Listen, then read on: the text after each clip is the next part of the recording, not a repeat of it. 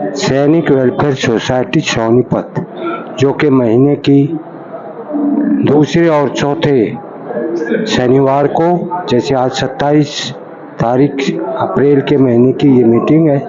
इस मीटिंग में सैनिक वेलफेयर सोसाइटी के पदाधिकारी सैनिकों की व उनकी वीरांगनाओं की पेंशन संबंधी समस्याओं का समाधान करते हैं और उस समाधान में उनके रिकॉर्ड को चिट्ठी भेजी जाती है।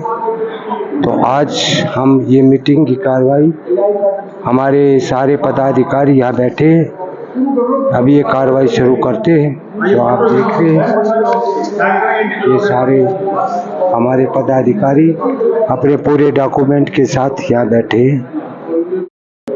ये हमारे अध्यक्ष जी व हमारे जोगिंदर जी, अध्यक्ष जी, डीडी शर्मा जी, और ये नए जो सैनिक वेलफेयर सोसाइटी के आइडेंटिटी कार्ड हैं उनको इशू कर रहे हैं।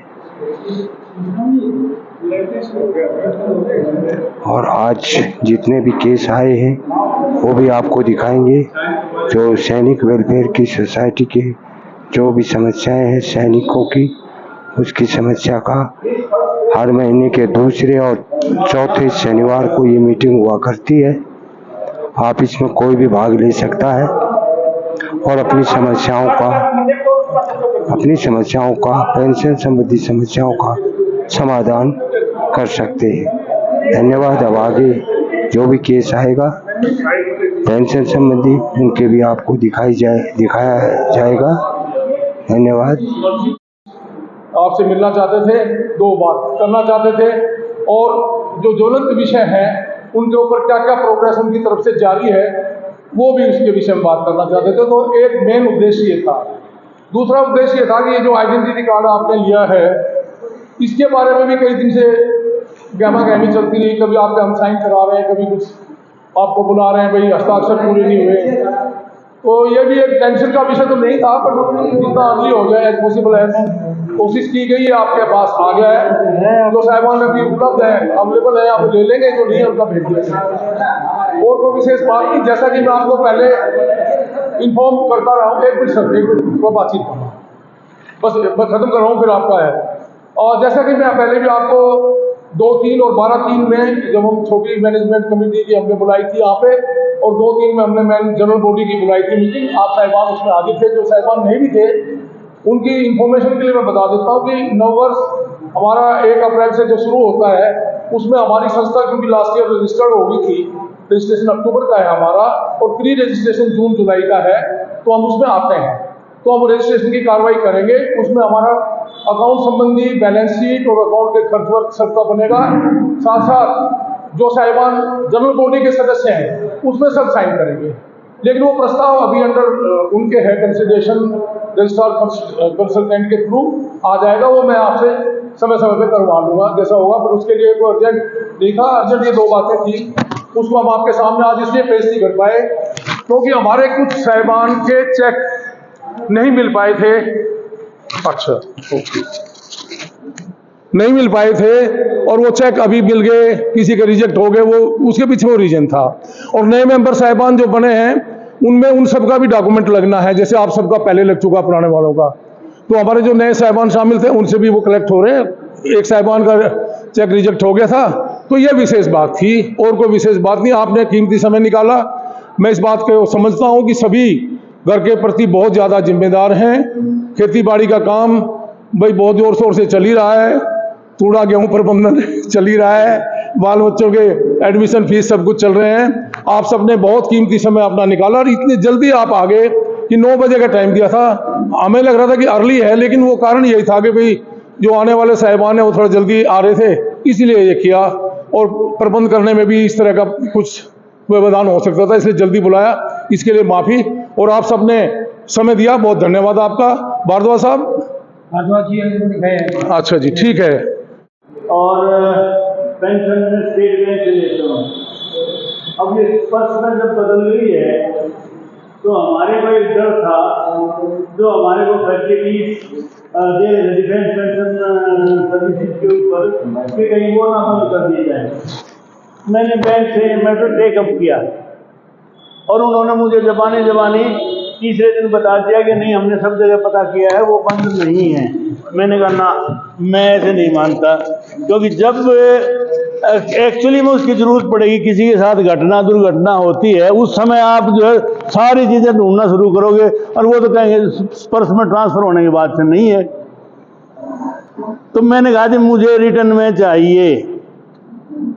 तो 24 तारीख को, यानी कि 2-3 दिन पहले, वो रिटर्न में जवाब आ गया है स्टेट बैंक का, बॉम्बे से ही, जहाँ पर इनका वो है कि आपका ये 1 साल के लिए ओरिएंटल इंश्योरेंस कॉरपोरेशन से एक्सटेंड कर दिया गया है, ग्रुप इंश्योरेंस स्कीम। और वो यही, और इसमें सिर्फ चेंज ये हुआ है, पहले ऑफिसर्स का रिटायरमेंट के बाद भी 50 लाख था, ओआरस का 30 लाख था, ऑफिसर्स का भी 30 लाख कर दिया गया है।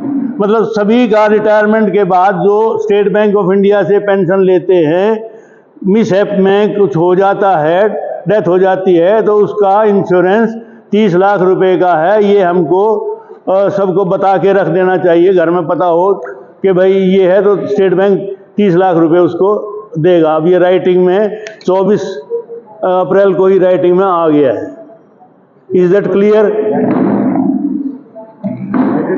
अच्छा, हाँ, ये जो है, मैं ये कह रहा था कि मुझे राइटिंग में चाहिए, ऐसे जबानी कह देते हैं, उस समय गड़बड़ हो जाती है, तो ये रिटर्न में आ गया है।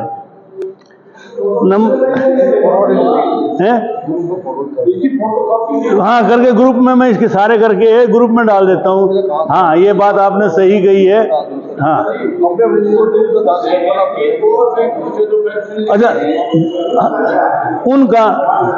उनका ऐसा है, ये मैं शुरू ही तब हुआ कि ये ग्रुप इंश्योरेंस स्कीम पीएनबी भी देती थी, है ना। बीच में उन्होंने बंद कर दिया था, लेकिन उन्होंने भी दोबारा शुरू कर दिया है। बीच में पीएनबी ने बंद कर दिया था।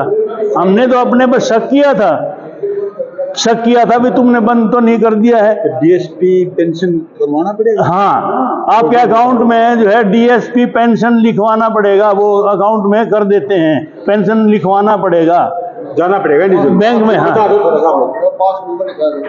नहीं, आपकी पासबुक में अगर लिखा है तो ठीक है, नहीं अदरवाइज आप अपने बैंक में जाइए, अकाउंट नंबर से उसको डीएसपी में कन्वर्ट करवा लीजिए। वो जो पहले सारी फैसिलिटीज मिलती थी वो कंटिन्यू रहेंगी। नंबर 1, पीएनबी ने भी बंद कर दिया था, लेकिन ये उस पर प्रेशर पड़ा तो पीएनबी ने भी अब दोबारा शुरू कर दिया है।